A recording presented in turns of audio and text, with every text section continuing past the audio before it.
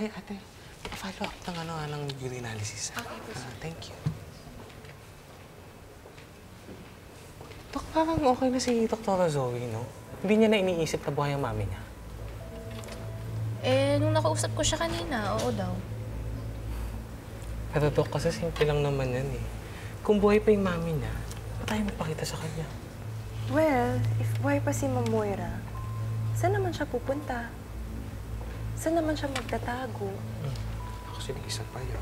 Diba? Tapos, baka may tumutulong sa kanya. Eh di may kasabot siya. Sino naman?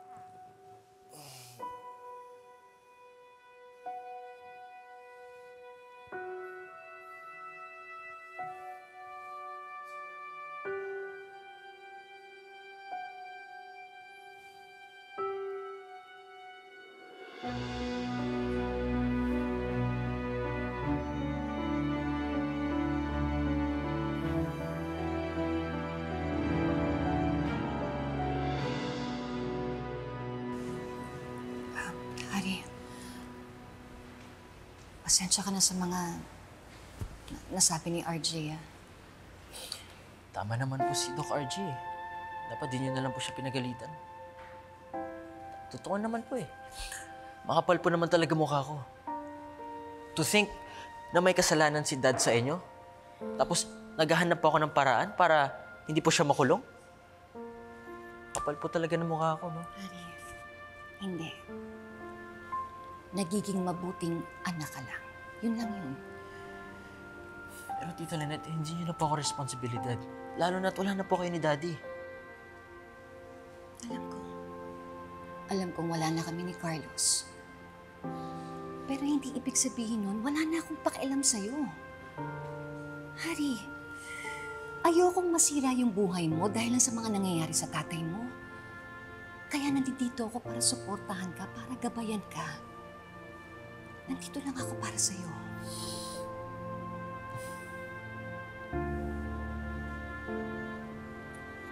Tita Lynette, maraming salamat po ha.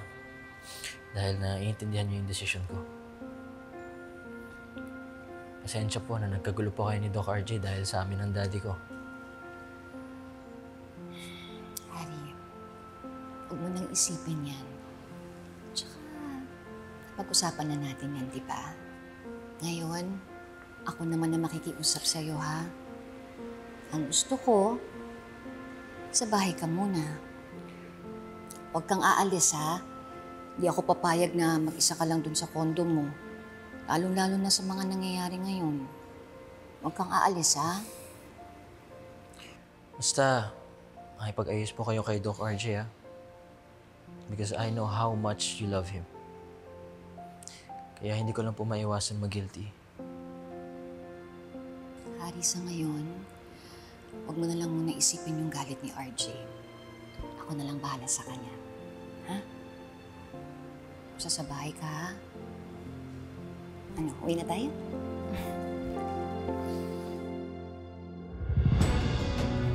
Tigilan mo na ako. Hindi kita tutulungan.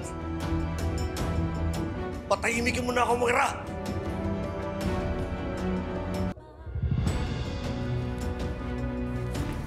Hello? Mamoya?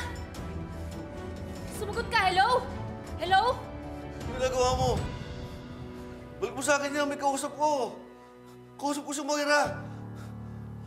Alam mo, gagawa na naman siya masama. Lagot ka. Sasaktan na naman si Lynette. Kinabalik mo sa akin yan, kausapin ko si Moira. Basta sumayan si Moira. Lagot ka. Sumayan si Moira. Sumayan si Moira. Kinayan, balik mo sa cellphone na yan, kausapin ko si Moira. Hindi lang talaga ako makapaniwala na mas pinapaboran ni Lynette yung hari na yun kaysa sa mga sinasabi ko. I'm just after her welfare. At hindi imposible na ginagawa lang ni Harry yun para lang hindi madala sa kulungan yung tatay niyang kriminal. Oh, Beng, could you please calm down? Isipin mo naman si Lynette. Siyempre, iniisip niya lang si Harry. Ito naman si Harry, siyempre, iniisip niya lang ang daddy niya. Kung ano bang nakakabuti para sa tatay niya. Look, we both know that Carlos is a bad person. Di ba? But at the moment, he's not in his proper state of mind. So, siyempre, ito naman si Harry, ayaw niya makulong yung tatay niya hanggat hindi siya magamot ng maayos. Sa ngayon, matuwa na lang tayo na hawak na si Carlos ng mga pulis. Ngayon, kung ipaglalaban ni Harry na gamutin mo ng maayos yung tatay niya bago makulong din, so be it. For as long as bayaran ni Carlos lahat ng kasalanan niya. Di ba? Sana nga. Sana nga, totoong mentally unstable si Carlos at hindi lang niya ginagawa to para matakasan yung nagawa niya. O Beng, lahat naman yan dumadaan sa proseso. And I'm sure the court is going to come up with a decision that's good for everyone concerned. Katulad ng gagawin ko ngayon. Magbababa ako ng memo to suspend the residency of Zoe sa Apex. Ate, bakit mo gagawin yun? O Beng, alam mo ba na nahuli ni Dr. Prado si Zoe na lumalabas ng Lady CR na may kasunod na lalaki? Obviously, meron silang ginawa sa loob ng CR na hindi niya dapat ginawa. So, kung ano man yung ginawa nila sa loob is definitely unethical and unprofessional. Ate, paano ka naman makakasiguro na may ginawa silang hindi maganda sa loob ng CR? O Beng, the mere fact na may lalaki siyang kasama sa Lady CR, yun palang mali na eh. Eh, meron pang ginawa sa loob ng cubicle that even makes it worse. That's why I'm investigating it. Ngayon, una, bes na mapatunayan ko na meron silang ginawang hindi tama. I'm sorry, Obeng. Pero hindi nagagana ang tanyag card niya dito sa Apex. Ate, I'm begging you. Before ka gumawa ng aksyon na makakasira sa pamangkin mo, let me talk to Zoe. Let me handle this situation first. Obeng, I'm sorry. Please, ate. Okay, fine. Ikaw ang kumausap sa anak mo at disiplinahin mo ang anak mo. Dahil nung si Justin may kasalanang ginawa, hindi ko kinonsinte. Sana magawa mo rin yan sa anak mo.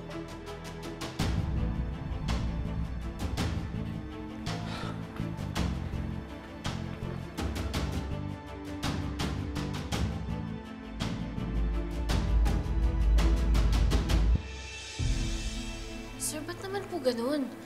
Bakit po napabayaan na may katabi pong cellphone si Doc Carlos? Di ba naka-hospital arrest po siya? Pasensya na po, Doc. Hindi na po namin napansin. Baka kung sino rin nakaiwan ng cellphone na to.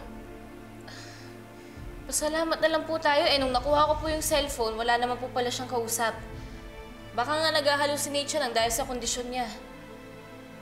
Pero paano na lang po kung may na-dial po siya? Lahat tayo malalagay sa peligro. Eh, Doc, sino pong tatawagan ni Dr. Benitez? Wala naman po siya sa katinuan.